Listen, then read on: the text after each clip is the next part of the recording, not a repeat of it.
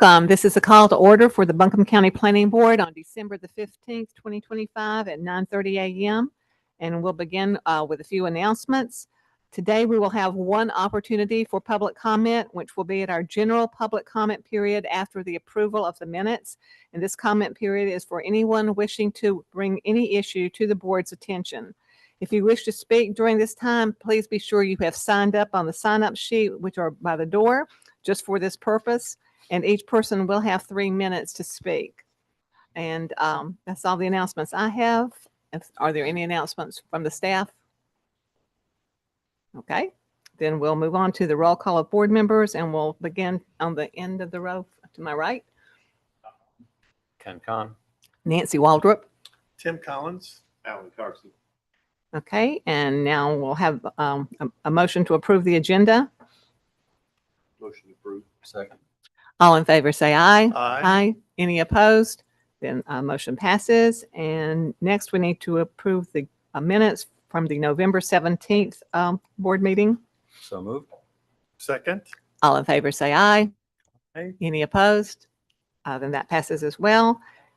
Yes.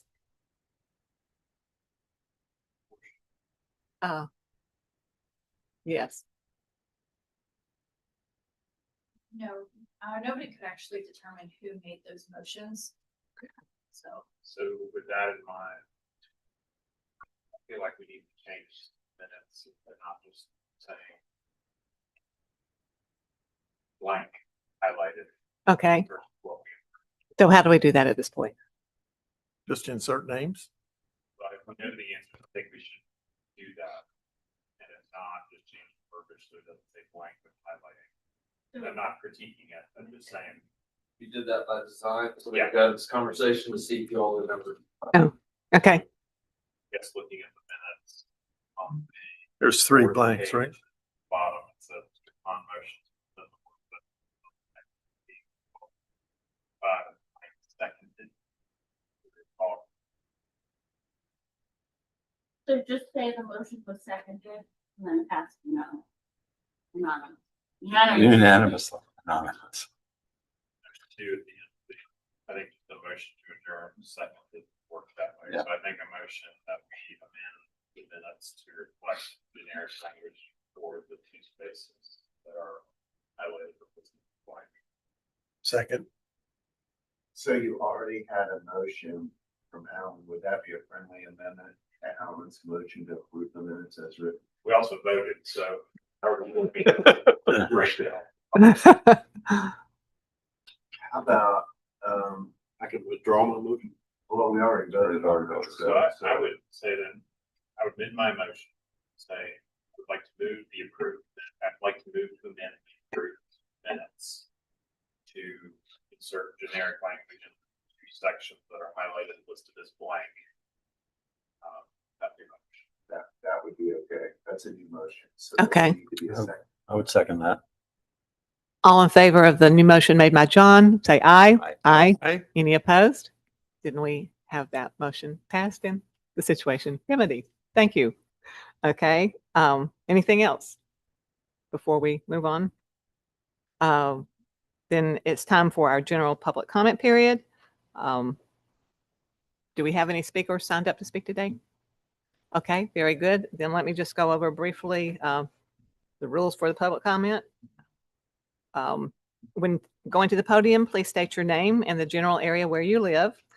And your time shall, there will be a time limit of 3 minutes unless there's a group, which I don't think there is today, so that won't apply.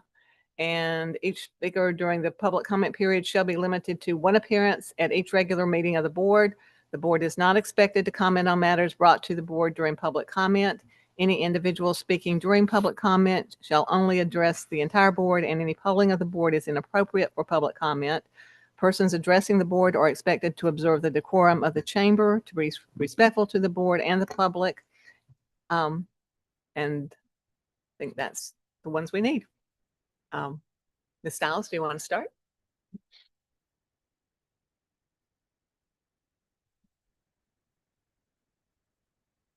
My name is Dee Dee Stiles and I live in Swananoa.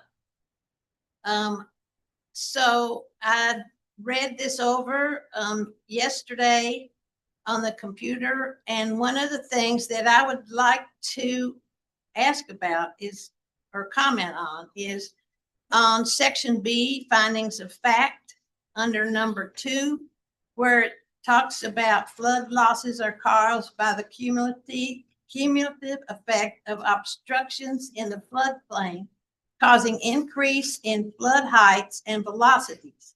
And I would like to point out that no place in this sentence or this part of finding of facts does it refer to the fact that a lot of the increase in flood heights and velocity is caused by runoff from pavement and impervious surface, particularly from steep slopes. So I don't see how you're going to address the flood problem in the floodplain if you don't address the problems of where the water comes from. The water doesn't just appear in the river.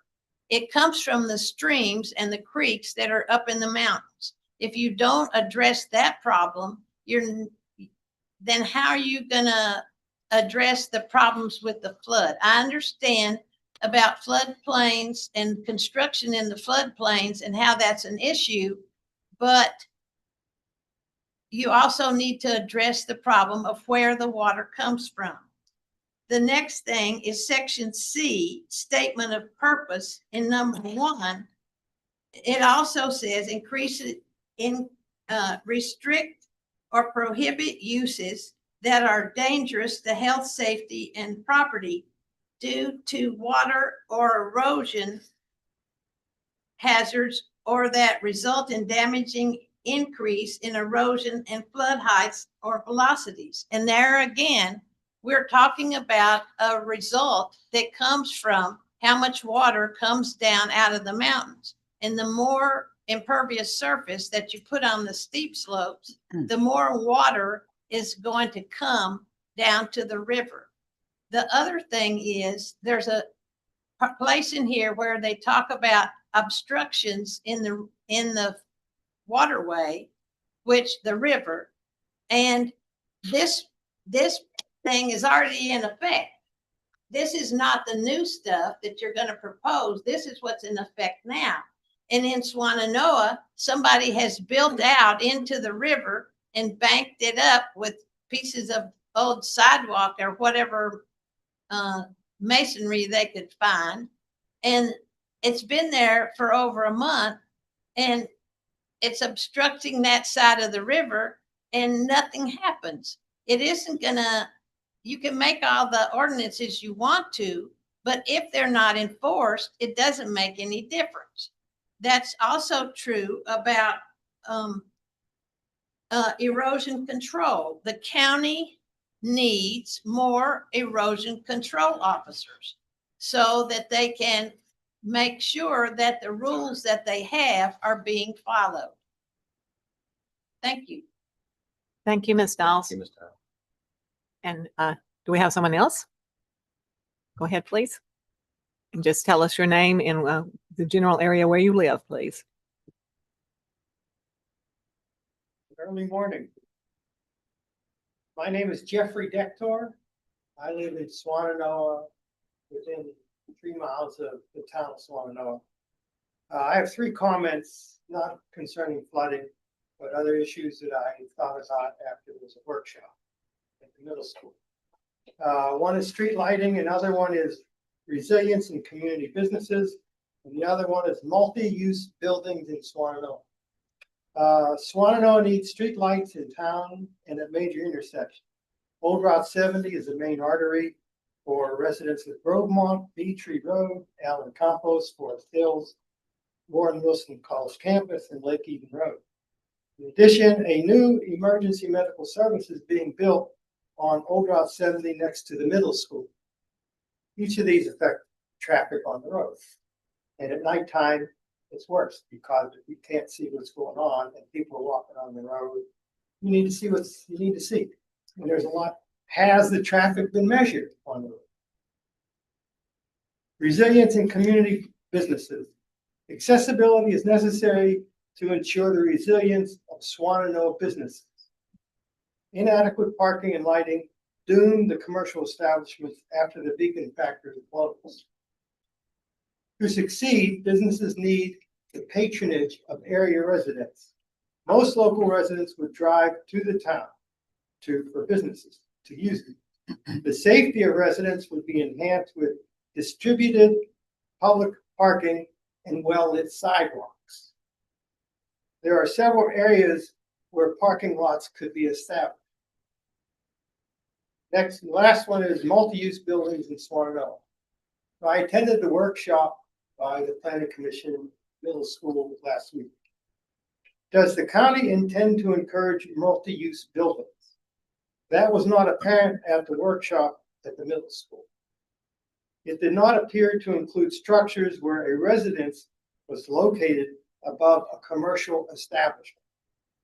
Such structures would provide clientele for local businesses and make more efficient use of available land. There could be more than one residence above a business. An arrangement like this should allow for more affordable housing. Thank you very much. Thank We you. appreciate it. Okay, any other public comment this morning? Then very good. Then we can close the public comment period, and we do appreciate those comments. And we'll move on to our review of ZPH 2025-00042, which is the flood ordinance revisions. Morning. I want to introduce this before Angela Lee, the floodplain administrator, does her presentation, just for a little bit of context. The current flood ordinance is what we're looking at now, what we have printed out here.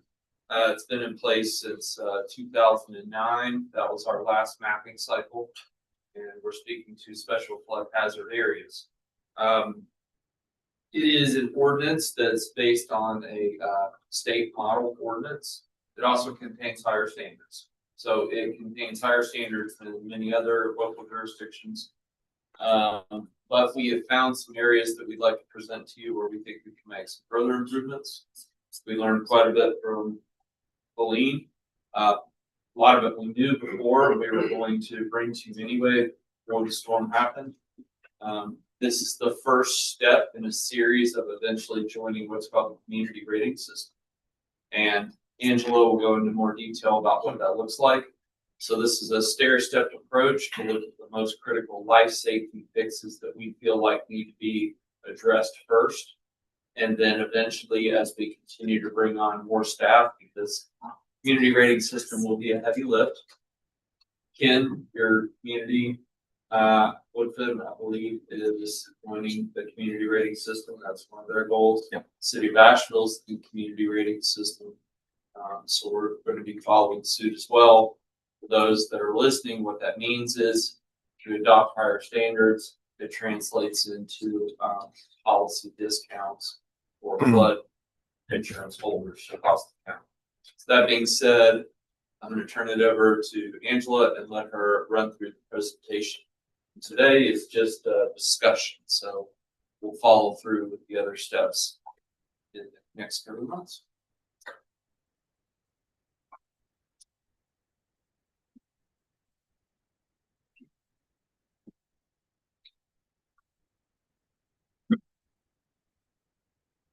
Sorry, we're trying to get the view options better. They'll give us just 1 minute.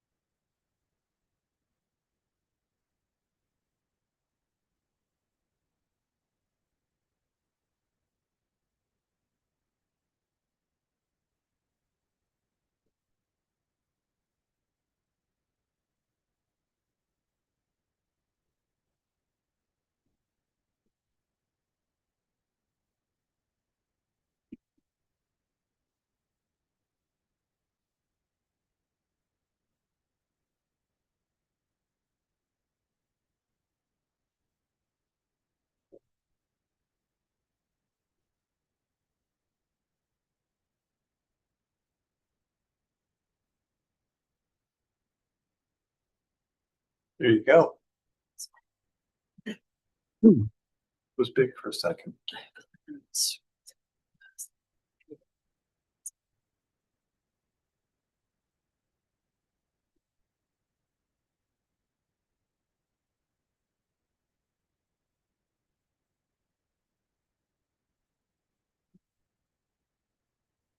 Right. Dave, we'll work on that for next one. Thank you. It's gonna be a little small, so we'll just have to.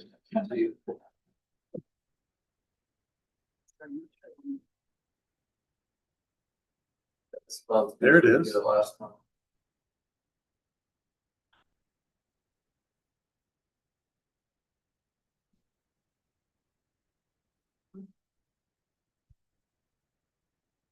That view a little bit better than the last one? We'll just go. Good morning. My name is Angela Lee. I'm the floodplain administrator for Buncombe County. I've been with the planning department since 2020. I started out with the erosion control department and then moved as the floodplain administrator as of May 2023. This is in regards to ZPH 2025-00042 on the flood ordinance text amendments. Here's the agenda items I'm going to go through.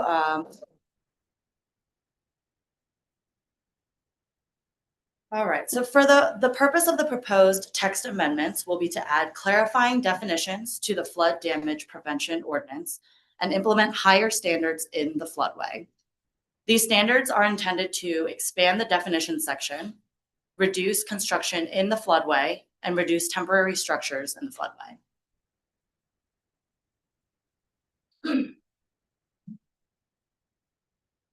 All right, so just to give a brief overview of the NFIP program, this is the National Flood Insurance Program, and it is a FEMA-run federal program to provide flood insurance to property owners in participating communities. Buncombe County joined the NFIP program in 1980, and we adopted our ordinance in August 1st of 1980. The special flood hazard area that is shown in the example here is the flood fringe. That is our regulated floodplain. This is the 100-year floodplain, which is an area with a 1% chance of experiencing a flood of a base flood level in any given year. If you look at the diagram to the left, it shows a breakdown of the special flood hazard area. The stream channel and the base flood elevation right below is where Buncombe County, we regulate to 2 feet above the base flood elevation.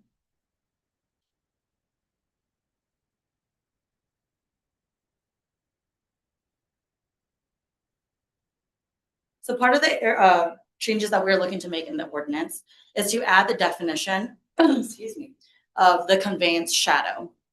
The conveyance shadow means an area upstream of or downstream of an existing obstruction to flood flows. The diagram to the left kind of shows what I will be reading through for the definition. Currently, there is an allowance where the development can be limited to the hydraulic shadow of a building or other obstruction, such as an isolated area of high ground that was in existence at the time of the floodway was designed. Essentially, we only allow this in areas that are done for small projects, such as building additions or accessory buildings. The conveyance shadow includes the areas immediately upstream and downstream of an existing building or other flood obstruction.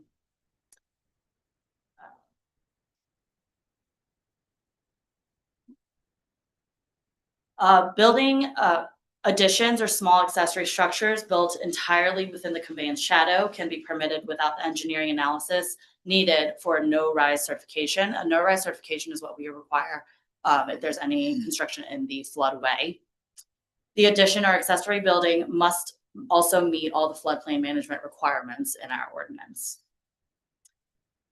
This definition, it is part of the NFIP program, but the definition was not included into the actual ordinance. That's a change that we're looking to make here.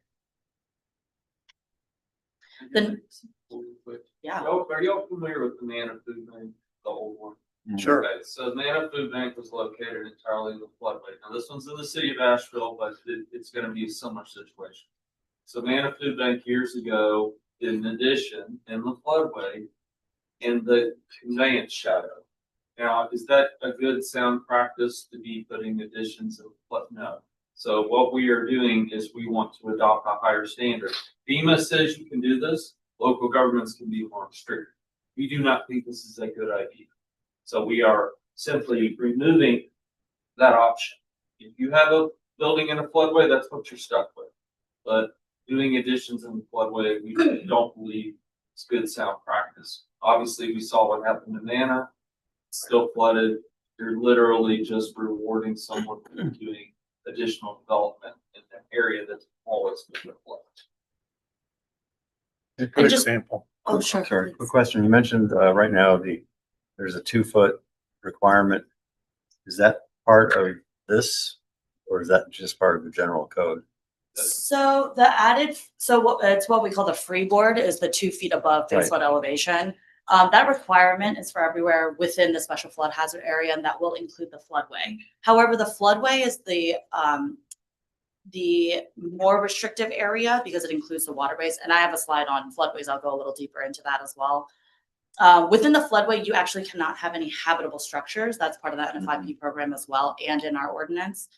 Without having any habitable structures, that kind of eliminates the requirement. The certain structures are allowable in the floodway. So the conveyance shadow we're looking at just in the floodway. Okay.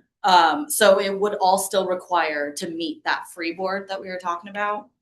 But in this example, it shows it as an existing house. Mhm. So these are, we're looking at structures that were there prior to our ordinance, or prior to a map change. So they were there. Now currently they are in our floodway.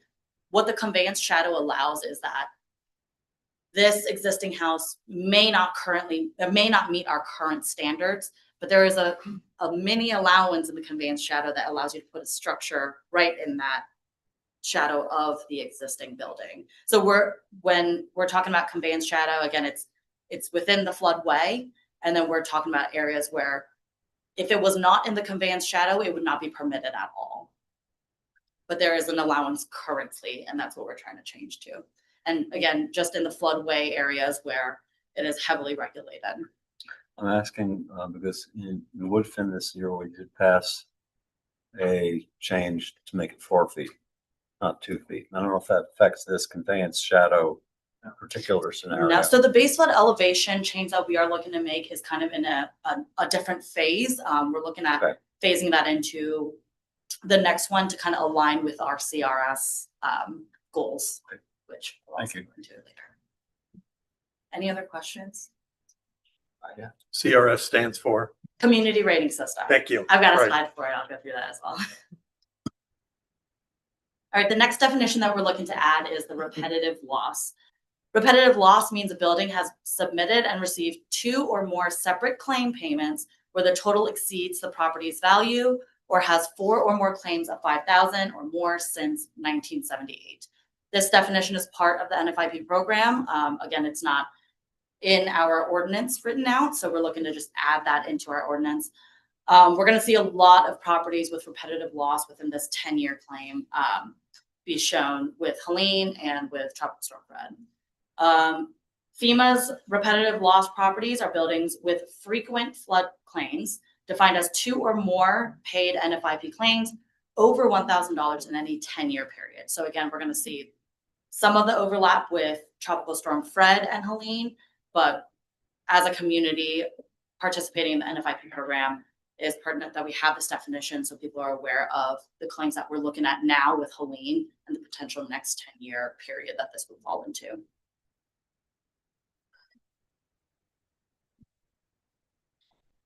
The letter of map change, we're looking to add this definition. I won't read through the whole thing, but again, part of the NFIP program, something that Buncombe County has always enforced within our ordinance. It's just not spelled out into our ordinance. So we'd like to add that into the flood ordinance here. The clarification change that we will add onto this that we're looking to add is under the letter of map revision based on fill. So this is an area where there is an allowance of fill into the special flood hazard area. And what they do is submit to FEMA to get the area that has been changed and filled removed from the special flood hazard area. We would like to clarify that the elevated fill must meet the highest regulatory flood protection elevation of the impacted area, which for Buncombe County is 2 feet above the base flood elevation. So again, these are all just clarifying definitions to add to our ordinance. Yeah, so the way to think about that is, that's great. You got yourself out of the special flood hazard area, but keep in mind, we adopted a higher standard. So we're still holding you to that higher standard, which is just good planning practice. So that's one thing that we learned that with talking to the state. We actually asked the state to also update that in their model ordinance as well, so it's consistent across the. Just to clarify, FEMA's regulation is to meet base flood elevation. Buncombe County's regulation is to meet 2 feet above base flood elevation. So we're looking to make that clear in our ordinance. So BFE is base flood elevation. Sorry? On the chart, BFE is base flood Yes. elevation. You had your 2-foot freeboard in, and then becomes your regulatory flood elevation, because that's what the local community has adopted. So Ken, in your case, you would add 4 feet, and that would become your regular flood elevation. For new stuff, right? So the diagram on the slide here is taken from the FEMA manual. So it shows here that the house elevation is at base flood elevation because that is FEMA's requirement, and they had filled. The bottom example shows that there was fill placed to meet that base flood elevation. And by meeting that, per FEMA standards, they are removed from the special flood hazard area and are not required to meet flood regulatory standards. Buncombe County, we are at 2 feet above this elevation. So we're trying to clarify in this definition that if they are to fill to remove from the special flood hazard area, they must meet Buncombe County specific regulation, not just FEMA's. All right, substantial improvement definition. We are also looking to clarify some items on the special improvement definition. The definition in black is already placed in our ordinance. What we are looking to add is a clarifying note saying that historic structures must adhere to the variance procedure.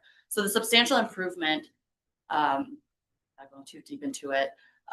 It does state that in the ordinance that you have either option A, any correction of existing violations or community health, sanitary, or safe code specifications, which have been identified by the community code enforcement official, and which are the minimum necessary to assure safe living conditions or any alteration of historic structure. So with these 2 allowances of substantial improvement, we are clarifying in our ordinance that if you apply to either A or B, you will still need to go through Buncombe County's variance procedure in order to comply with the rest of our ordinance. To be clear too, as well, this is rare. So we processed a variance for a historic structure, which we don't have historic districts like the city of Asheville does.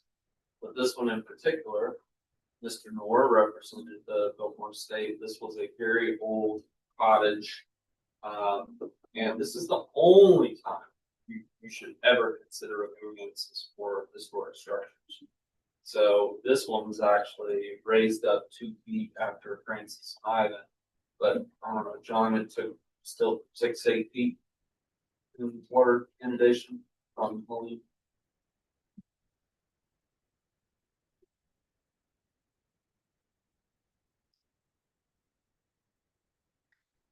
So I'll give a brief overview of the floodway. The photo to the right is in Buncombe County. It's by Warren Wilson College.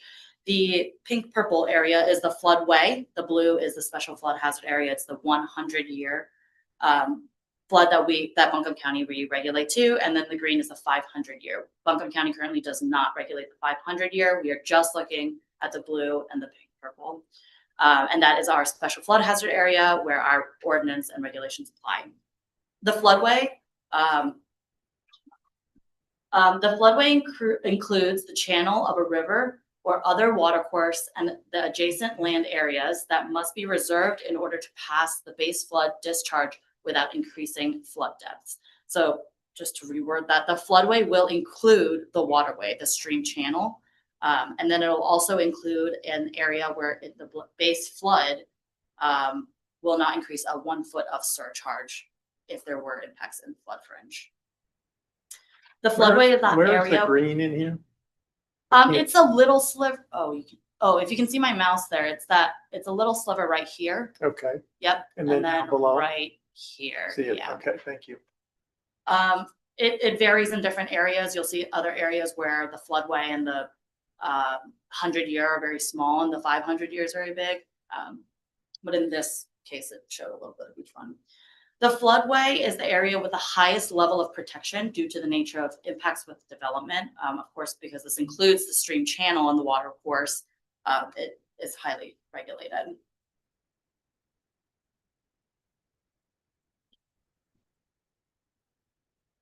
An item we'd like to add to the ordinance is in the specific standards section to add a clarification. Currently, we have temporary non-residential structures and materials are required to submit an emergency action plan, that is the EAP. We'd like to add a clarification that it is for all temporary structures. So when we look at non-residential, a lot of times it is defined as just structures altogether. We're looking at materials, we're looking at structures, we're looking at all temporary items to be required to submit an emergency action plan. Again, there's an allowance and there's a permit to place items in the floodplain, but we are looking to require that they have an emergency action plan. Can I ask a question? Yes. So this is not a Buncombe County issue, it's a Woodfin issue, but just for illustration, we have a plastics factory. Yes. They would be required because they have a lot of inventory just sitting out there on the yard. They would have to have a plan as to what they were going to do with that. Correct. That is a great example.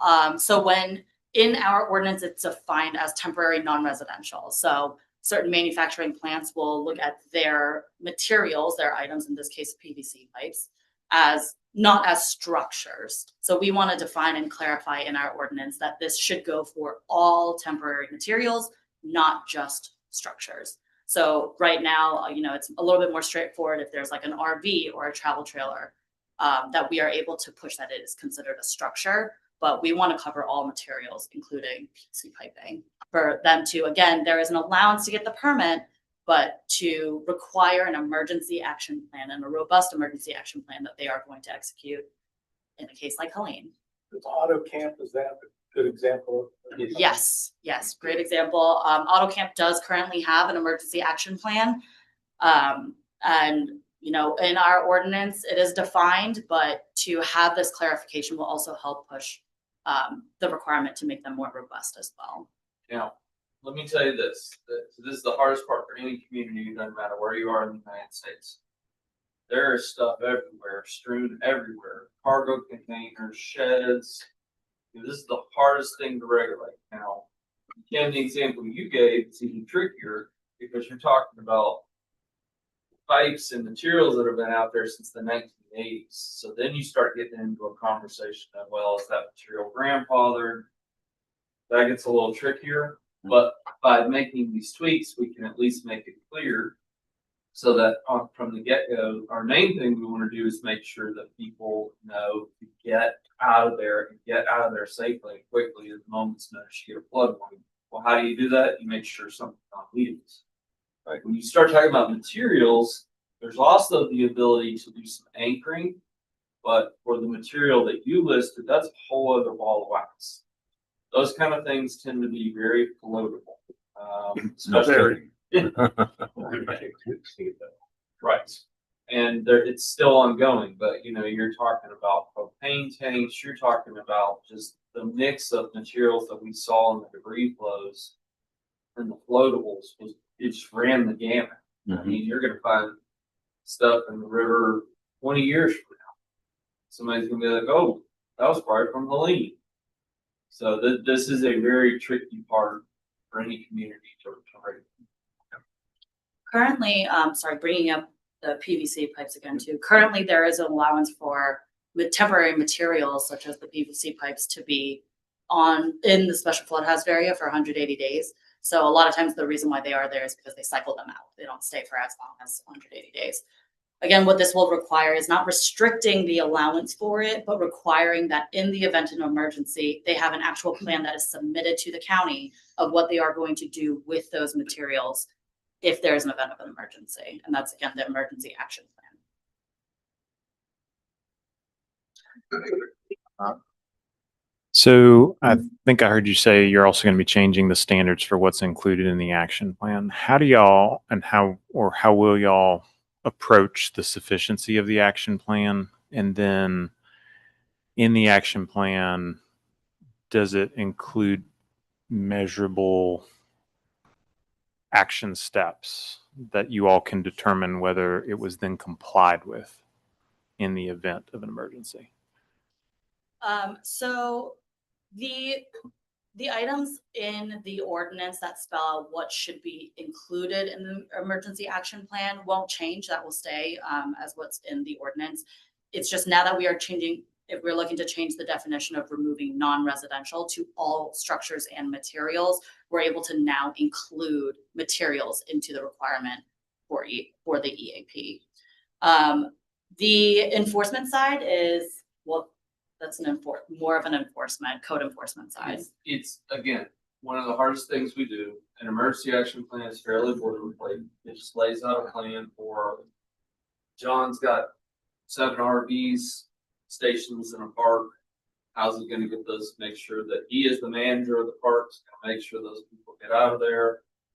AutoCamp learned some lessons from the storm. We had a couple other RV parks that actually thanked us for what we They got them all out of there.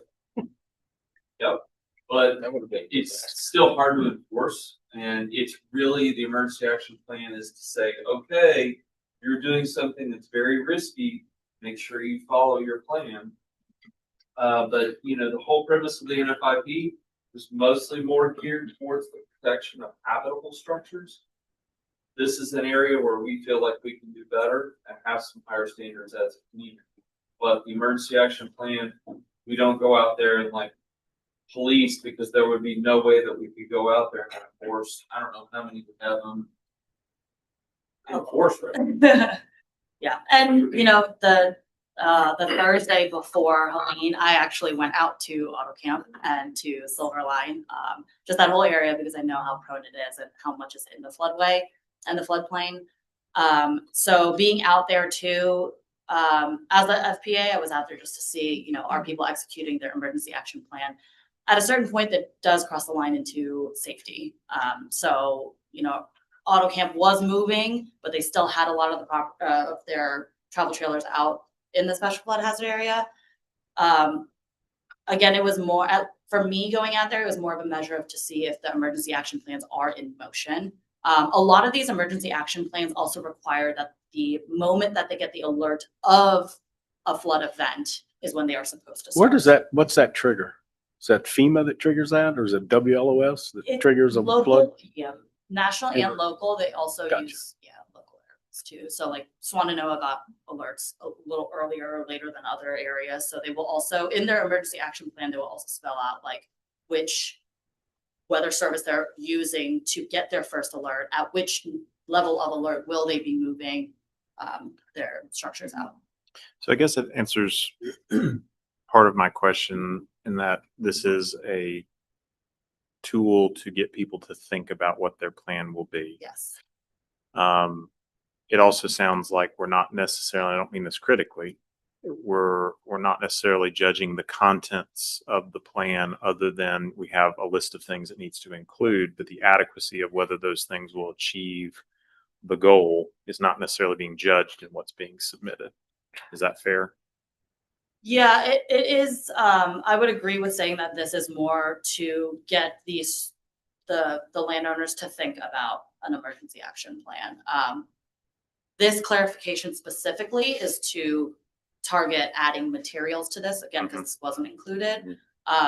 The structures requirement was always in place. And again, that's not going to shift, but it is intended to put that into their minds of having an emergency action plan. And then, the next one, I will have it shown exactly what's in our ordinance, or you can see it in our ordinance as well. Under, And I'm not- temporary structures. Do y'all have an estimate on how many additional properties will fall into the requirement for an action plan now that it's being expanded from just structures to materials? No, we don't, because you could have anybody that could, say, open a new RV park, or, I mean, we know the ones that are existing.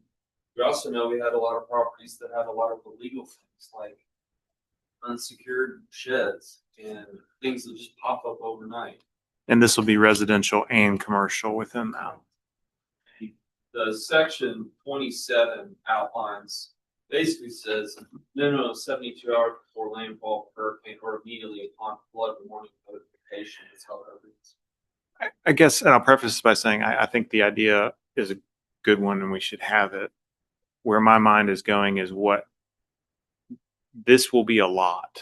I mean, conceivably within non-residential and residential structures, and considering everything from a shed to, I got a pile of pipes sitting in the back. Do y'all, what resources are you identifying or requesting along with this amendment to do the public education that's going to be necessary and to let people know that this is now a requirement, and then assist them with stock emergency action plans or other things like that? I'm less concerned about the auto camp example than I am about the individual residential owner who now has a bunch of stuff and they've got to have an emergency action plan, and conceivably that's going to include moving the stuff out of the floodway on notification of a flood warning from. This isn't going to be something like, so for a single family, this isn't really going to be applied to a single family situation. Obviously, when they come in and permit their house and their shed, we're going to look at that, but we're not looking at somebody just parking a riding lawnmower in their lawn. Like, this is going to be more for multifamily and commercial instances, industry. Okay.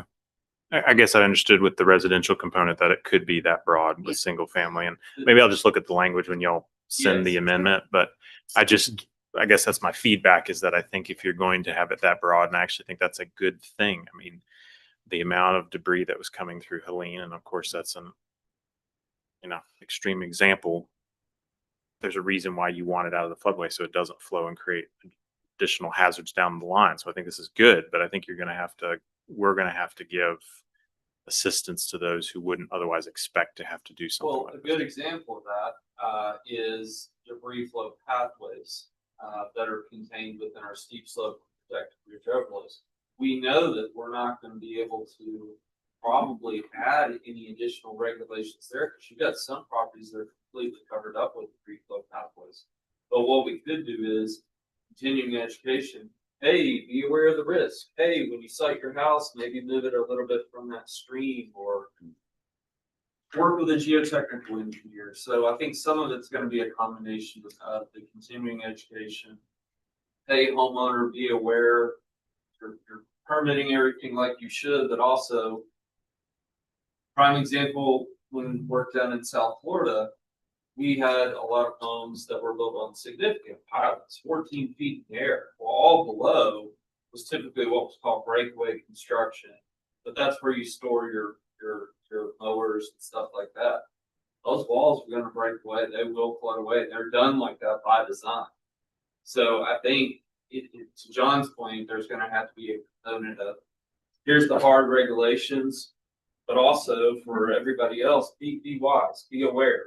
It's kind of like if you build a house, is it a good idea to have rhododendrons and not laurels all around your house? No, because those are full of oils and those can lead to wildfire risk. So I think it's going to be finding a happy medium of regulation and education. And I want to clarify too, the regulation that there must be an emergency action plan submitted for all structures is already in place. So anytime someone comes in for a permit and would like a shed, they are already required to have an emergency action plan that's already in place. The only thing that we're adding here or changing and adjusting is to now include materials. So if a single family home would like to have a few mulch piles, there should be a plan to whether that should be considered temporary which again is that 180-day cycle. And if they are unable to, or they should have an emergency action plan if within that 180-day that hurricane were to come, that they are able to remove it. And that will be part of the education component of that would be, in the outreach would be that it's just included in the permitting process. So when they come in for a permit to have certain mulch piles or whatever temporary materials only, on their property in the special flood hazard area, we would just ask that they include an emergency action plan. And just to give you a few of the items of what's required, one of the requirements is a name, address, and phone number of the individual responsible for the removal of the temporary structure. So it's fairly simple. I've seen EAPs that are 1 sheet, 2 sheets, and it essentially just spells out that they have thought out how they are actually going to get this removed. And again, the structures is already in place, has been enforced. We're adding materials into this. I think it's just a situation like, let's use the mulch piles as an example, where someone would not even necessarily think having mulch delivered would trigger the need to have a temporary permit and an emergency action plan. So more of it's just that layered approach. And I think that's both with the owner, but also contractors that are providing the work. Anyway. We're gonna have to think about it when we bring you some language. And I think rolling these out together helps. I think it's easy to change the language. It's the harder to like, okay, what's the rollout of the program and the staffing implications and the costs. I don't want to bring Woodfin business into the board, but I would like to talk to you offline if we get a chance. Does this cover livestock, animals? It does not.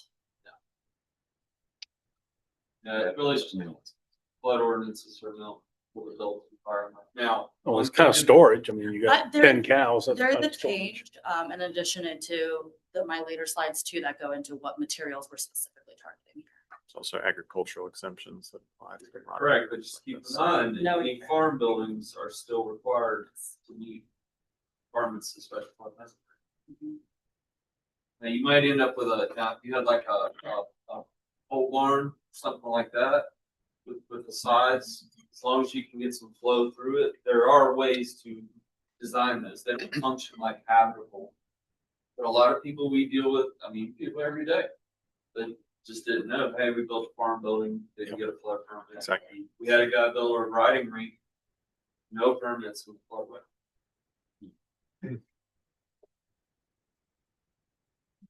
It's not very smart. And this will go into the temporary storage within the floodway. What we're looking to make a change in for the ordinance this round is to remove the allowance of temporary storage in the floodway specifically. So this will include travel trailers, travel trailer parks, and materials. So the items that we are looking to include is to have no new travel trailers or travel trailer parks will be permitted to encroach into the floodway and non-encroachment areas. Again, this is specific to the floodway. The second item is no temporary storage of floatable materials, and this will include mulch, lumber, containers, or sheds shall be permitted in floodways and non-encroachment areas. And should I say the last one first? Go ahead. Okay. No temporary storage of junked vehicles or mechanized equipment shall be permitted in floodways and non-encroachment areas. I was just going to ask mainly as a clarification for my peers on the board, but could you go back to that slide that shows a distinction between the floodway and the broader regulated area? Because I think that's important for people to understand what we're talking about when we say just in the floodway. Yep, thank you. And I believe the purple is the floodway Yes, versus the correct. broader regulated area. And to that point too, when you have a limited, so this is a full detail study area, that's why you have an identified floodway. You don't, you have what's called a non-encroachment area. And we have a lot of limited detail study areas in the more rural sections of the county.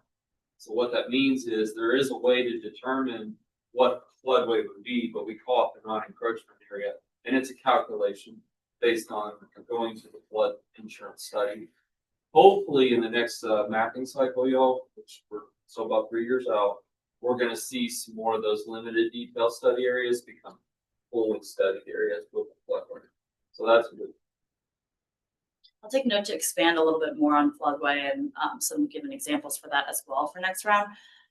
Just if you can see my mouse here, in some areas that are a little bit more narrow in the floodway here, because the floodway includes the stream channel and includes the water course, that in this area, it may be that the stream channel is right up to the edge of the designated floodway. So there isn't any buildable area to begin with. In this area, you may see that the stream channel is right, a little bit more narrow and the floodway is larger. So it really does vary in different areas. But yes, thank you. It's good to bring back the reminder of the floodway. Okay, so again, this ordinance changes to restrict temporary storage in the floodway specifically, and that will be junk vehicles, floatable materials, and travel trailers or travel trailer parks. Did you say floatable or floodable? Floatable. Floatable, thank you. And we saw loss of life in our RV parks Mm-hmm. and in the floodway. I mean, it's just not a good idea. I mean, yeah, you want to get close to the water, but what was that movie Into the Wild years ago? Kid drove his car out, parked in a flash flood area, drove right by the sun, middle of the night, car got washed away. So does that mean like existing RV parks and stuff like that that are in floodways will? So you're gonna have some grandfathering that's gonna take place. We have a couple. This is just moving forward, learning lessons of what, hey, we don't want to repeat. Right. Again, going back to the Manitou Bank example, we think that these are really reasonable and can be tied directly to life safety. And there is an allowance in the special flood hazard area for all these temporary structures. We are again just targeting the floodway, the area that's heavily protected because of its risk of flooding. We do not have very many, if not any, travel trailers. Oh, we do have some travel trailer parks in the floodway because of the permitting process as well. So for the NFIP program, there's a requirement that if you are to construct or to do any land disturbance within the floodway, that you're required to get a no-rise certification. Now, what this requires is that an engineer, a hydraulic engineer, needs to provide a hydraulic and a hydrologic study to show that the structure will not create a rise within the floodway because this is such a heavily protected area. So a lot of applicants are hesitant. It is very costly, so they are a little hesitant to put especially temporary structures within the floodway. So we're not looking at currently a lot of structures that are in the floodway temporarily, but those would be grandfathered in for those specifically. And again, they are permitted in the special flood hazard area. We're just targeting the floodway in this case. Any other questions? Okay, and this is a summary of the proposed text amendments. It's to add the conveyance shadow definition, to add the repetitive loss definition, and to add the entire letter of map change definition.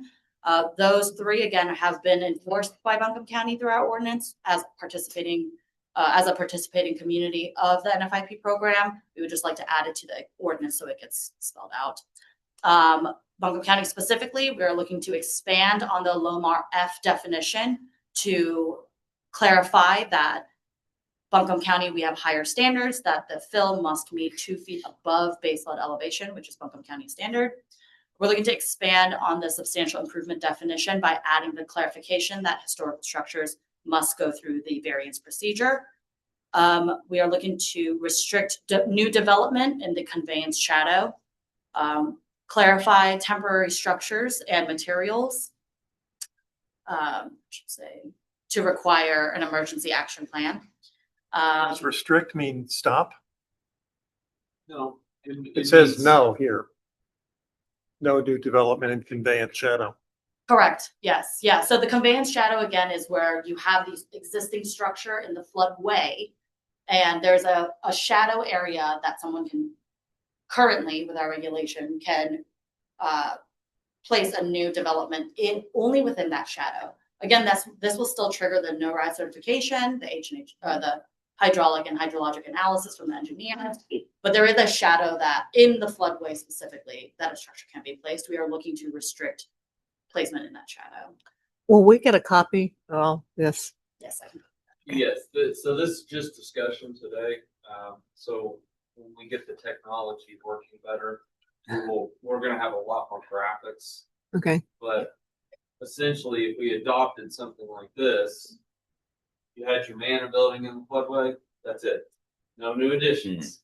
'Cause Yeah. that's what happened. They did it in that shadow, which FEMA allows. But our community thinks it's a good idea to not do that for reasons A, B, C, D, E, F, G, and H. Mhm. And I'm happy to take note of, areas that I can expand as well, like in the floodway, and the emergency action plan was a good one to bring up. I can take note to expand on this as well. No temporary storage of travel trailers and travel trailer parks in the floodway. No temporary storage of materials, again, in the floodway, and no temporary storage of junked vehicles in the floodway. And those are all targeted at the floodway. This helps us as floodplain administrators as well, because we do have a lot of folks that don't follow the rules. So we've got an area that's, and this is not just one area, but we have some folks that just like to hold on to this for a very long time. Store things on their property, then it makes it really hard to justify that when you got somebody that rightly complains. But code enforcement is also a very difficult thing for any of us to do. And it doesn't matter what ordinance you're whether it be a junk vehicle, whether it be a home in severe disrepair. It's just one of the hardest things for us to do. And Kirk would probably raise his hand and say, yes, that's right. That's a very hard thing to do sometimes to get people to comply. These seem pretty common sense Mhm. based on what we've seen. Are we gonna be raising any eyebrows, say, to a certain town beginning with R east of us? So that Planning. I, that was one of my questions, maybe more to Kurt. I know initially there was a good bit of guidance that said that tinkering with your floodplain ordinance could meet the definition of down zoning under 382. What guidance have y'all gotten that is new, different, the same about these? Because I do think these would create nonconformities on certain parcels, particularly the shadow area change. Well, and that's that legislation that no planner can tell you what it means, no attorney can tell you what it means. It would take the court to say what it means. I will say this: the flood ordinance is not in the zoning ordinance.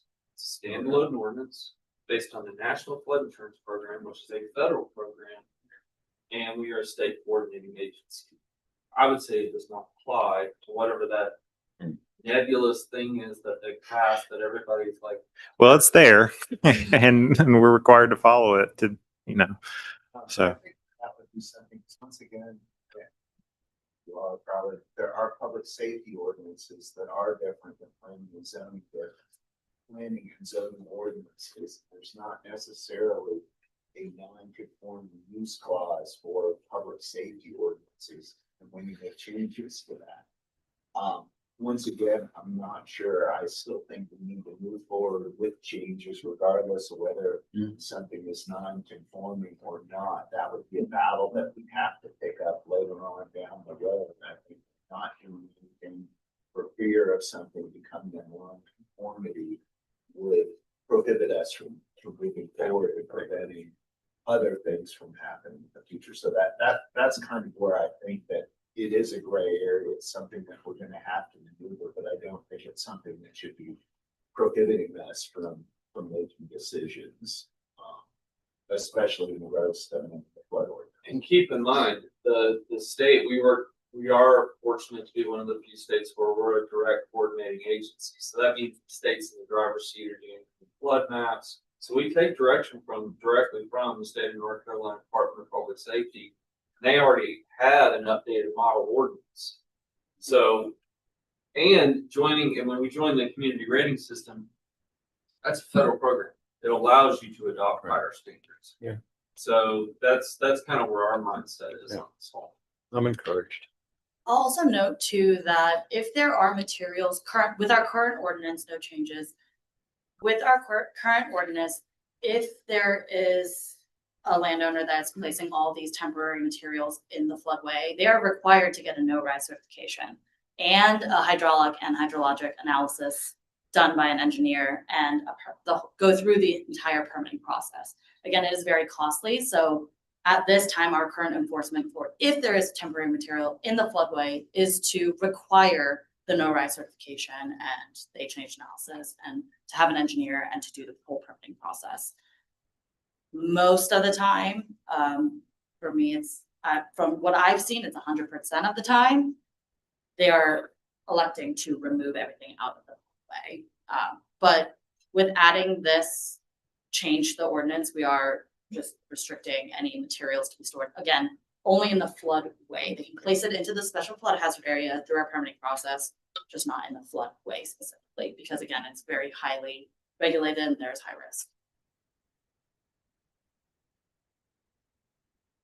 Okay, and I'll touch a little briefly on the community rating system. This is in our Buncombe County 2043 comprehensive plan. The community rating system is a program developed by FEMA, which credits NFIP communities that adopt floodplain standards beyond minimal federal requirements for participation in the NFIP. Currently, we are a participating community in the NFIP. We are not currently in the community rating system, but it is a goal. And in order to meet this, we are looking to increase our standards higher than FEMA's required standards. Buncombe County, for example, the 2 feet above base flood elevation, that is a higher standard that Buncombe County is already enforcing. So we're looking, with these changes in the ordinance, we are looking to kind of help that trajectory of increasing certain standards to meet the requirements of the community rating system.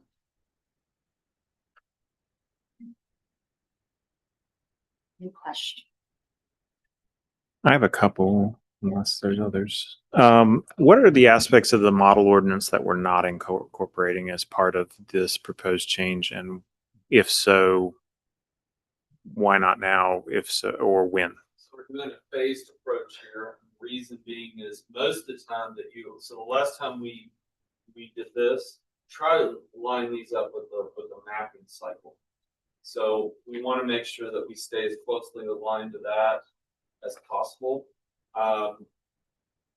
So what we're going to do is phase 1 now, life safety. Phase 2, staggered approach to enter the community rating system. Correct me on this. This is where we said that by that time people will be probably with the new mapping cycle we're trying to line up. Yes, And then yeah. go CRS lower level than the higher tier. Yes. So administratively and for the community, we want to reduce the number of dates and times that everyone needs to know where the regulations have shifted.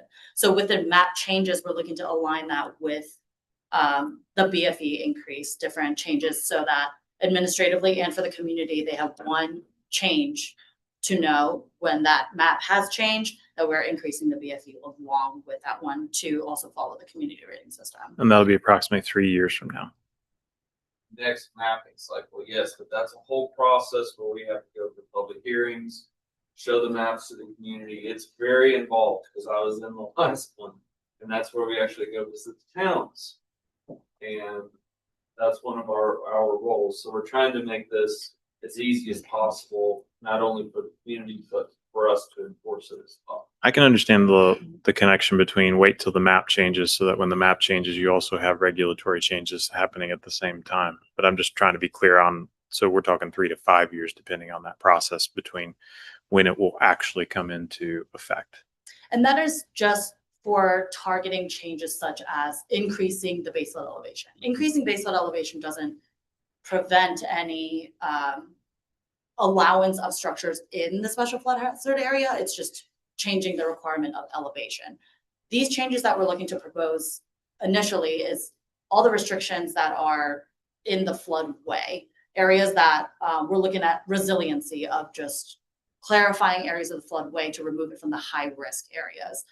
The BFE changes we're looking to align with the maps because it is still allowing structures to be placed in the special flood hazard area. It's just changing height. So we're looking at more, if this is the water course and the streamway, we're looking to move this way first, away from the water course. And then in the second phase, look at clarifying areas where we can increase regulations for when they actually build, so upwards. So we know that there's gonna be changes. We don't know what they look like yet. Some areas are gonna see better conveyance. So we had, water courses that were like this, that are now like this. But there's gonna be plenty of areas where you're gonna see the fringe, the 100-year increase, where it wasn't before, it'll go into the 500 year. But eventually down the road, as we enter the community rating system, depending on what the appetite of the community is for how high of a tier, Charlotte's almost the platinum standard in the United States, but they have very different dynamics than us. But at that time that you start entering the CRS, you can do things like say, okay, I'd like to have a regulation in the 500 year now. I'd like to look at compensatory flood storage, which means basically nature-based solutions to where you would keep water on lands that serve as just open space. And that way it hopefully keeps it from the more built environment, maybe downstream by the time you get to Biltmore Village. Years ago, Dr. Francis Ivan, there was actually an idea floated with the Army Corps of Engineers to do some flood storage on the Warren Wilson property. Now that fell through, but let's also keep in mind that we're going to be receiving a lot of properties through the Hazard Mitigation Grant Program that are acquisition properties. When you start stringing these properties together, you can do things like greenway, flood storage. So there's a lot of things going on all at once. We're trying to bring you all what we think is the most methodical, easy solution. And these are the things that we've identified that are most critical to look at to help us as floodplain district. So as we've seen in Helene as well, Buncombe County's regulation is to the 100-year flood event. Helene far exceeded that. So with our structures that have met the current regulations, they were completely flooded out. So areas within Swannanoa, we had a new development that had completed their project, met our current standards, and had 6 feet above our regulatory floor, which is 2 feet above the base flood elevation. But the floodway area was completely demolished. So that's kind of where our mentality is with prioritizing the floodway as making immediate changes, because those are the areas that are at high risk that will flood in a base flood event. So that's the areas that we are looking to target as an immediate change. Elevation, again, it will depend on the flood event, but with Helene, it far exceeded it. So it's an area where we're looking at higher standards to implement along with map changes, but immediate changes, we're looking at the highest risk area, which again is the floodway. Follow up on that, considering the focus being life safety, with these changes, are there any set of circumstances under which residential development can occur within the floodway, accepting grandfathered structures and other things that might already exist? So with the NFIP program, there's a definition that there are no habitable structures in the floodway. There are grandfathered structures, the ones that were built prior to 1980, and we do have a good amount in Buncombe County. And with the map change that happened in 2010, there were some structures that were not in the floodway prior to 2010 that are now currently in the floodway with 2010. With the map change in the future, we will also adjust to grandfathering those in that same manner. But with our current ordinance, and not just a specific Buncombe County one, but with the NFIP program, there's no habitable structures in the floodway. I would assume the definitional change related to the substantial improvement and the years and cost, essentially what you're probably adopting something like what the city of Asheville did that allows for you to combine over a longer period of time to prevent people from stringing out the improvements to avoid the substantial change. Yes. Yeah. Yes. Yeah. So our repetitive loss look back is 10 years. Did that change at all? Not with this round, but potential It's future a higher standard to standards. consider, but I will tell you this, we saw a number of structures that were substantially damaged and aren't coming back. So this event did take out quite a few structures that have been a problem for a long time. And we've even got structures that were built to today's standard that are seeking to be acquired. Just Oh. because the flood insurance, that's a whole other story. They made some changes that basically said, if you're a primary home, if it's your primary home, you're gonna get this rate. But say you have a bunch of rentals, you get pretty good with those surcharges, which is unfortunate because you got people that supply affordable housing product. But we have one owner that built to current standards, and he's like, I'm out because the flood insurance came. So there's a lot to it. And again, that's actually I know which property you're talking about. That's the one I was talking about where they built to the current standards and it flooded out probably like 6 to 8 feet past their main floor, which is already 2 feet above basement elevation. Does a homeowner lose their grandfather status if their home was demolished? Depends on substantial damage. If they are declared as substantial damage and it exceeds the 50% threshold to repair the entire home, then yeah, they would not be Fine. meeting they're required to meet our current standard at that point. And Like they can build back in the floodway? To the new standards. it would have to meet our current standards, so no. Okay. So they lose their grandfather. I mean, if you're in the floodway and you're substantially damaged, you're done. Yeah, we don't have a lot of cases Good. where they were substantially damaged and they are able to repair it, unfortunately. And what's interesting is, I mean, I drive by Beacon Village every day. And there's so many people that are like, all right, what's your basic standard? All right, here's what I want to do. I want to build 3 or 4 or 5 voluntarily. Like, it was the craziest thing. We've never seen this amount of people wanting to voluntarily build back to a much higher standard. That's on their own. Most of Beacon Village is in 500 here. When you get over to the grid areas, want to know the downtown, if you like Gore Street, places like that, there's places in there that are not even in the special flood hazard area. Ingles front door, 800 feet, special flood hazard area, still 2 feet of water. Well, and that sort of goes back to the questions Ms. Stiles raised. I mean, I know we're talking about with this, what's in the floodway itself, but I've talked to several people who live in Swannanoa and they live high up. And we're talking about the effect of the runoff water. So where does that get addressed? Sure. So I think that's the area in our steep slope protected bridge overlays we could look at. There's not. Problem is, if you have 1,000 year event, everybody's going to flood. Every single park forest in Buncombe County, east of Asheville, took some amount of scouring and damages. We've done things in the overlays like where we've really stripped down the amount of permanent uses to pretty much single family home. Now, once you go beyond that, then you're really starting to get into what potentially be called a regulatory taking or really severely damage someone's property rights. So I think in an area like that, I think that's where our education campaigns come in. We could look at further restricting impervious area. But I will say, Jillian and I were talking the other day, we were thinking in our planning career, that's one of the things we're most proud of, the adoption of those overlays. And just remember, there's a lot of subdivisions out there that were built prior to the stormwater ordinance, prior to the subdivision ordinance, prior to any steep slope regulation. Well, and Town Mountain is one of those, right? Come up with her. Well, yeah, Town Mountain itself. That's not a subject.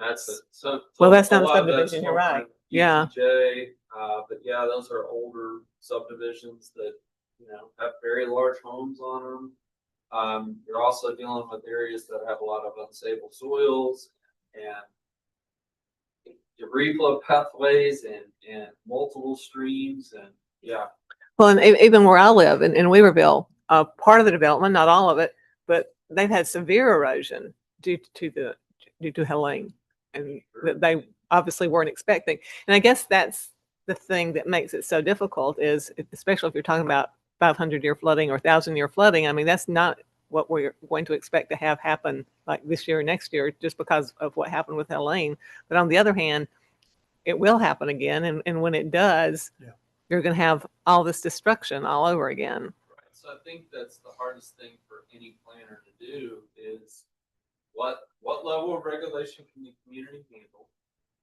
You know, because every day as regulators, we deal with the development community might think that there's too much stormwater regulation, but residents think there maybe is not just enough. There are some residents that want to go as granular as one downspout.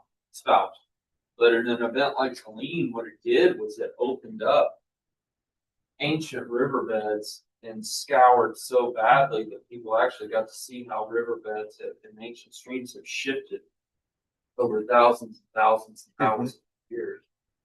Yeah, it'll happen again. It's just, I think we have to think about the level of protection to Ms. Lee's point. We're gonna see more tropical storm Fred events. 1916, when we had a lot less people living here, we still had massive destruction, scouring and erosion, and all the things we saw here. So it's just what level can the community stomach? What would Raleigh allow us to do? You know, it's kind of dial that in. And that was our intention again, just to emphasize that we are with this round targeting the floodway, just the floodway where it's already very highly regulated, and the area that's everything below 100-year storm, and Tropical Storm Fred was multiple 100-year storm events. So we're really looking at reduction and resilience by removal in the floodway specifically, while having the allowance in the special flood hazard area within the floodway to build or to have any land disturbance within the floodway anyways is already very highly restrictive. No new habitable structures, no land disturbance that will cause any sort of rise. So we're looking to just move with that momentum of areas that are very high at risk and are areas that will regularly flood and include the actual water course as well to be protected. That's sort of, I don't want to open up a can of worms. But as the maps are withdrawn or redrawn, you would expect in certain areas that the actual floodway will be delineated differently. Yes. My question is the horribly misleading concepts of 100-year floods, which I would rather see expressed in terms of probabilities. Right. My understanding is from the science that I've read is that this is a 100-year flood that we describe it now is actually more like a 30-year flood now. There's a 3.7% chance where it used to be a 0.1% chance. Do you have any sense that the people responsible for redrawing the maps are thinking about it at that level in that way? No, because you'd have to completely change the methodology. The NFIP program has to be rethought at the national level entirely to keep up with climate change. And you're saying it's not really being rethought, or? Well, what I'm saying is the models are fine, but the problem is today's weather is different. It's the atmosphere is holding more moisture. Right. These are the things we know, but at the same time, as delegated, let's use erosion control, for example. As a delegated authority, we can only regulate to what the state says and nothing above. Like, so we're trying to follow that whole federal state, you know, the three-leaf clover approach as to what we can do. But there's not much I can do about them rethinking the entire methodology of the NFIP. But knowing what we know and living in the mountains and living in a very perilous place, we have the CRS program, so we can adopt higher standards through there. But there's not much we can do in terms of the way that the maps are presented. Right. I wasn't implying that we can do. I just am curious as what is happening at the federal level and how they're not much because they haven't even technically reauthorized. They need to reauthorize the NFIP, and right now we're under a CR, continuing resolution for the budget. So if we wanted to kind of align with that as well, it would be that Buncombe County would adopt the higher ordinance of regulating to the 500 years. So if we're going to go along with like, well, these storms are happening a lot more regularly, then let's expand past the 100-year because these maps are created using the topography and the land as well. So we would just adjust and regulate even further out, which would encompass that. And we can do that. We can, We with an can- adoption of a higher, ordinance, yes. And that's kind of the direction we're thinking. Now, Hmm. crazy thing about this storm too was who would have ever thought that logging roads cut across the mountains 100 years ago would trigger as many landslides as they did, but we used the LiDAR data to show these trigger points. And that's that same LiDAR data that's so phenomenal to help us map the new floodplain. Because they're pinging using the same technology to do those maps. This diagram here shows a little bit more, this photo of the 500-year, the flood fringe, the 100-year, and the floodway. You can see the green area a little bit more. I do want to emphasize that if we start looking at regulating out to the 500-year, there is still an allowance for the 100 and the 500, and some in the floodway as well. So, you know, if we're looking at resiliency and trying to change the amount of loss, it would be to target the areas that are critical, which would be the floodway and the 100. So, you know, if there is a thought to expand out to the 500-year, you know, you can make the 500-year, you can increase the regulations in the 500-year and make it a little bit more resilient in elevation or floodproofing, different changes like that. But I want to emphasize that, you know, the floodway and the flood fringe are the areas that are going to flood before the 500-year too. So our area of focus is the floodway because that's, We're working our way out. yeah, No, it's- exactly, yeah. Triage And that's what I meant about, like, you know, we're starting from the stream and working out versus working up. That's more in the second phase of looking at elevation in the second phase, but currently looking at working out. Thank you. And I also just wanted to come back to the NFIP program and kind of highlight the emphasis of why we are a participating community and why it is so important. The NFIP program from FEMA also allows our community to have access to FEMA-backed, if you have a FEMA-backed mortgage, to have a heavily reduced flood insurance. So with Helene, we saw a lot of the homeowners actually not have flood insurance, potentially because of the cost of it.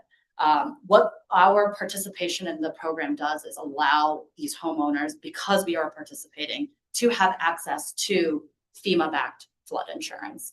It also allows, you know, we hear about HMGP a lot. It also, by participating in this program, Buncombe County is eligible to have the HMGP benefits from FEMA for the areas within the special flood hazard area because we have our ordinance of higher standard.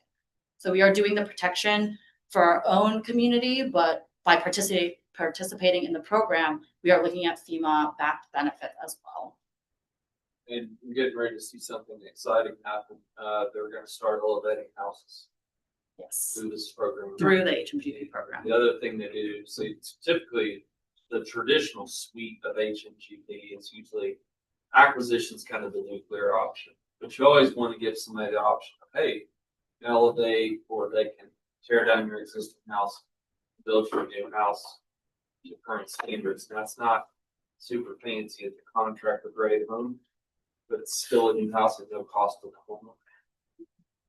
And also, this is a side program. Also, because we are participating in the NFIP program, we have ICC, the increased cost of compliance, is that structures that we had mentioned before that are substantially damaged, they have a separate funding source from FEMA because we are a participating community that allows them to get a separate fund to repair their home and be able to remain.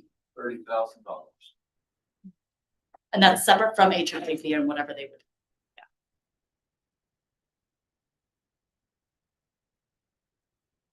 Yeah. Any final questions?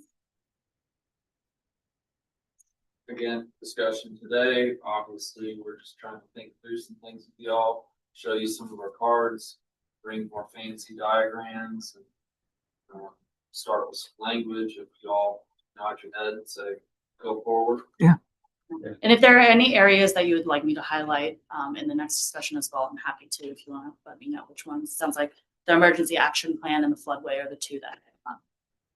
So are we going to continue working on this like in our next meeting, or and the lighting issue will come up at some point again, or? Board of Commissioners would like us to prioritize life safety ordinances. So we'll do flood, we'll do E911 addressing, and then we'll go back to lighting and the other ones that are associated with the zoning ordinance. It's also that, you know, the flood ordinance, the E911 ordinance, are separate ordinances outside the zoning ordinance. While we give some time for the General Assembly or maybe another county to get sued over the non-conforming use, no down zoning law. Okay. Sounds reasonable. Thank you very much. That Thank was very you. informative. So at the next meeting, would you like to schedule a workshop to talk about changes? And if we'll do as many workshops as you guys need, and then we can schedule a public hearing for it. Sounds good. And just, if any of you are not gonna, I know the holiday season, if you're not gonna be here for January, you let Ilea know so we can make sure we have a quorum. What's the next step on lighting from our prior meeting? So we are working on those changes requested, but we're holding it again until we focus on what the commissioners want us to focus on and to ordinances that are not within the zoning ordinance. So the flood ordinance, we'll do the flood ordinance first, and then we'll do E911 addressing, and then we'll move back to zoning ordinance revisions Okay. and see where that down zoning, non-conforming, no creation of non-conforming uses bill or law ends up. You said addressing, E911 addressing, Okay. yes. Which, which is what? Sorry? so that is our addressing ordinance, but it is very, very important. Every structure in the county has or every dwelling unit or commercial building has an E911 address, and Okay. that is how emergency services find you if there is an emergency. And it hasn't been modernized in a long time or looked at. So we are looking at it. We are updating it again in reaction to what happened during Helene and making sure that we have all our ducks in a row for the next, hopefully not, but the next big event. We provide those services to not just one county, but all the municipalities excluding Asheville. Correct. So it needs to definitely be modernized. Mhm. It needs to be a lot more consistent.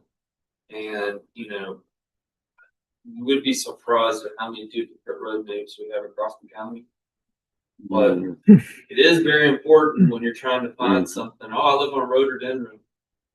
Which one? Yeah. Which one of 40 different ones, or Mountain Hill Lane, or I could go on and on and on and on. But we definitely need. I can tell you now, you are not allowed to use mountain in any new roads. We have so many roads. Laurel, yeah. Laurel's another one you're not allowed to use. Wow. Ask a distinctly non-strategic question. Do we need parking permits for next year? Do they with that lot being empty? We'll get back to you on that. So we still don't know when we're moving to the new place. No, Okay. we're getting closer. They've done some test meetings in there. Seen that commercial, the guy's like, I think we're gonna renovate our. Yes. I think we're gonna renovate our kitchen. The new meeting room have monitors there a little closer for you. Yes, yes, it will be a lot better. It's just making sure that It's nice. It's nice. You'll be happy. All right. And then what Can we'll I do just see the screen? is we'll be giving stickers. Parking garage. Ah. Oh, Everybody will have us binoculars to see the screens. It's actually laid out. I mean, this is kind of functioning obsolete, shows columns, whereas this is just one giant rectangle. And you can do a divider wall, and it's literally got a monitor on every single wall. So you can do it multiple different ways. I think you like it. Will the Board of Adjustment be using this room as well? Yep. ready to leave the commission chambers. I know. John's funny. He'll show up and I'm like, do you need any help? He's got like 6 briefcases and suitcases and all kinds of stuff. I want them to be able to see what we're talking about. I know. It's hard, despite there being so many screens in that room. There's no convenient place to put anything. The new room, you'll be able, like, people will be able to connect to the screens to do. There you go. Can't Just wait. For you. Can't wait. Everybody have a good Christmas. You too. Thank you. So I guess we need to adjourn, or Motion we, to adjourn. Second. all in favor, say aye. Aye. Any opposed? Did you get that?